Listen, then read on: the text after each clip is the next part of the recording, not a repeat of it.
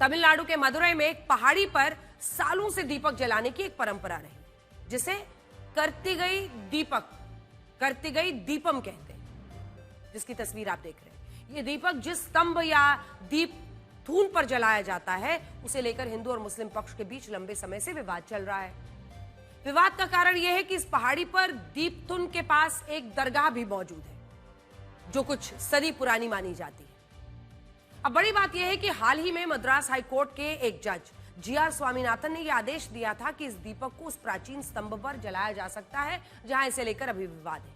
Court ने यह भी कहा कि जिस स्तंभ पर हिंदू पक्ष दीपक जलाने की मांग कर रहा है, वो स्तंभ मंदिर के ही अधिकार क्षेत्र में आता है और इस पर किसी को आपत्ति होनी नहीं चाहिए। लेकिन इसके बावजूद तमिलनाडु की डीएमके सरकार और स्थानीय प्रशासन ने कोर्ट के इस फैसले को लागू नहीं होने दिया और सरकार ने यह कहते हुए इस पहाड़ी पर हिंदुओं को दीपक जलाने से रोक दिया कि कानून व्यवस्था खराब होगी, सांप्रदायिक सौहार्द बिगड़ जाएगा।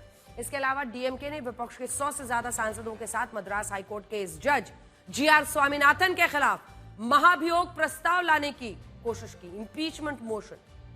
लेकिन सोचने वाली बात यह है कि जब हिंदू पक्ष को ऐसा करने से रोका गया, तभी सरकार और स्थानीय प्रशासन की अनुमति से एक दिन पहले मुस्लिम पक्ष को दरगाह पर इस्लामिक झंडा फहराने की इजाजत दी गई और यह कहा गया कि मुस्लिम पक्ष इस पहाड़ी पर अपने वार्षिक उत्सव को मना सकते हैं, जिसे संथानाकुडू कहते हैं। अब यहां सवाल यही है कि जब हिंदू पक्ष को सरकार ने मंदिर की पहाड़ी पर दीपक जलाने से रोका, तो इसी दौरान सरकार ने मुस्लिम पक्ष को दरगाह के पास इस्लामिक झंडा फहराने की इजाजत दी। क्या यह भेदभाव नहीं है? और सोचिए, क्या इस खबर को देखने के बाद भी आपके मन में यह सवाल आता है कि भारत में मुसलमानों को उनके धार्मिक अधिकारों से वंचित किया जा रहा है? धार्मिक अधिकारों की हत्या कैसे की जाती है, उसके लिए आपको बांग्लादेश में अल्पसंख्यक हिंदुओं की स्थिति को देखना होगा। वॉट अबाउटरी छोड़नी होगी। इंडिया में यह होता है या वहां पर ऐसा होता है या उस देश में ऐसा होता है, इसलिए वैसा हो रहा है, ये तमाम दलीलें बंद करनी होंगी। बांग्लादेश में इसी साल मई महीने में एक 200 साल पुराने बरगद के पेड़ को कट्टरपंथियों ने इसलिए काट दिया क्योंकि हिंदू समुदाय के लोग इस पेड़ की पूजा करते थे, तो पेड़ ही काट दिया। यह पेड़ बांग्लादेश के शिरा खारा में मौजूद था, जिसके खिलाफ पहले एक फतवा जारी हुआ, बाद में इस पेड़ को शिर्क यानी अल्लाह के खिलाफ बताते हुए इसे काट दिया गया। आप खुद उस वक्त की ये तस्वीरें देख सकते हैं। आज जब हमारे देश में मुस्लिम तुष्टीकरण की राजनीति के लिए बांग्लादेश में अल्पसंख्यक हिंदुओं पर होने वाले हमलों को सही ठहराने की कोशिशें हो रही हैं, तब मैं आपको कुछ आंकड़े दिखाना चाहती हूं और इसके लिए आपको मेरे साथ बड़ी स्क्रीन पर आना होगा, क्योंकि ये नंबर्स बहुत कुछ कहते हैं ना कि जहां पर तमाम बातें फेल हो जाती हैं, वहां नंबर सामने रखिए। पहली बात तो यह है कि भारत के अल्पसंख्यक मुसलमानों से बांग्लादेश के अल्पसंख्यक हिंदुओं की तुलना करना किसी रूप में सही नहीं है। भारत में अल्पसंख्यक मुस्लिम आबादी 21 करोड़ है, जबकि बांग्लादेश में अल्पसंख्यक हिंदुओं की आबादी सिर्फ 1 करोड़ 30 लाख है। वहां पर मुस्लिम पॉपुलेशन तो बढ़ा, लेकिन हिंदुओं का परसेंटेज गिरा। भारत में साल 1951 से लेकर 2011 के बीच मुसलमानों की आबादी 9% से बढ़कर 14.2% हुई है, जबकि बांग्लादेश में अल्पसंख्यक हिंदुओं की आबादी 23% से घटकर 8% हो गई है।